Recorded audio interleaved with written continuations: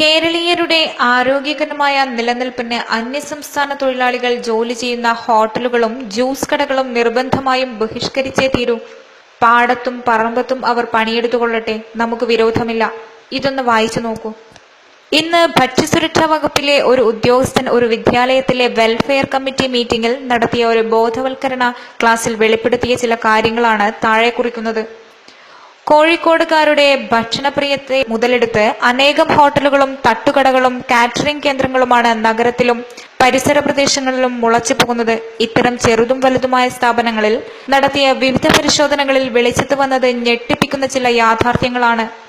ഒന്നോ രണ്ടോ ഹോട്ടലുകളിൽ ഒഴികെ സ്ഥിരം ജീവനക്കാർ ഇല്ല. ഓരോ ദിവസവും ആരെന്നോ എന്തെന്നോ അറിയാത്ത അന്യസംസ്ഥാനക്കാരാണ് സപ്ലൈ മുതൽ പാചകം വരെ നടത്തുന്നത്.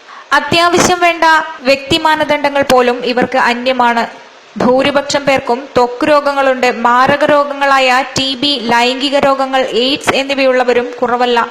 പാൻ, പുകയില, കഞ്ചാവ്, മദ്യം എന്നിവ ഉപയോഗിക്കുന്നവരാണ് അധികവും. ഉടമയോടുള്ള ദേഷ്യത്തിന് ഭക്ഷണത്തിലേക്ക് മൂത്രമൊഴിച്ച സംഭവം വരെയുണ്ട്.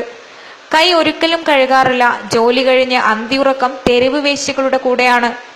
ബീഫ്, ചിക്കൻ, മീൻ മുതലായവ കഴുകിയാൽ രുചി പോകുമെന്ന് വിശ്വസിക്കുന്നവരും ഒരിക്കലും കഴുകാത്തവരുമുണ്ട്. വിഷപ്പച്ചക്കറി അതേപടി ഉപയോഗിക്കുന്നു. മിക്കയിടത്തും ഉപയോഗിക്കുന്ന ചായപ്പൊടി, പാൽ, തൈര്, മസാലകൾ, എണ്ണകൾ എന്നിവ ഡ്യൂപ്ലിക്കേറ്റോ മൂന്നാംകിടയോ ആണ്. വണ്ടിക്കാരിൽ നിന്ന് ചത്ത കോഴികളെ മാത്രം വാങ്ങി കറിയും ബിരിയാണിയും വെക്കുന്ന ഹോട്ടലുകളും കാണാനിടയായി. ഏറ്റവും ഭീകരമായ അവസ്ഥ വെള്ളത്തിൻ്റെതാണ്. അങ്ങേയറ്റം മോശം ജലമാണ് മിക്കവാറും സ്ഥാപനങ്ങൾ ഉപയോഗിക്കുന്നത്. ഒരു പ്രമുഖ ഹോട്ടലിന്റെ വാട്ടർ ടാങ്കിൽ നിന്ന് ചത്തുചീഞ്ഞ പൂച്ചയുടെ ജഡം കണ്ടെത്തുകയുണ്ടായി. ക്വാളിഫോം ബാക്ടീരിയകളുടെ അളവ് ആപൽക്കരമായ തോതിലാണ്.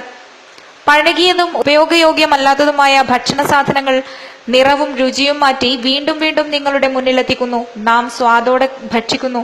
തീരാവ്യാധികൾ സന്തോഷത്തോടെ കൈനീട്ടി വാങ്ങുന്ന ഈ സ്വഭാവം അവസാനിപ്പിക്കേണ്ട സമയമായിരിക്കുന്നു. സ്വാദ് അല്പം കുറഞ്ഞാലും അല്പം പ്രയാസപ്പെട്ടാലും സ്വന്തം വീട്ടിലെ ഭക്ഷണമാണ് നല്ലത്. അന്യസംസ്ഥാന തൊഴിലാളികൾ ജോലി ചെയ്യുന്ന ഹോട്ടലുകളും ജ്യൂസ് കടകളും നിർബന്ധമായും ബഹിഷ്കരിച്ചേ തീരൂ.